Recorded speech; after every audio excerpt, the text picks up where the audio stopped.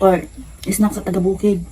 Ang mga snack sa syudad, manglagmi kayo no. Pero wala na mas lami ane. Di na ko na ibaylo sa inyong mga hamburger. Mas lami yun na, saging nga nilungag, ginamos na yun. Samot na ng mga kamote.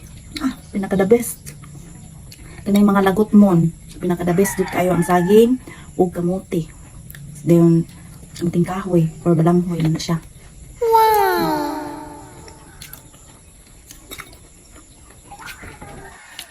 Kanang mga arte dira, tingnan kaon ane.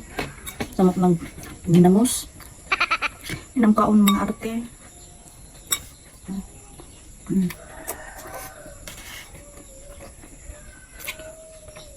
Gawa sa katong ay allergy. Dato ha kay allergy. Kay upod kagid man.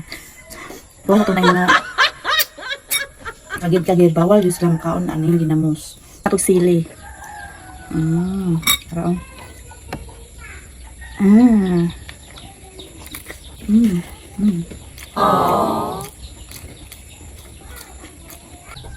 Tusno din sa ginamos na, tusno.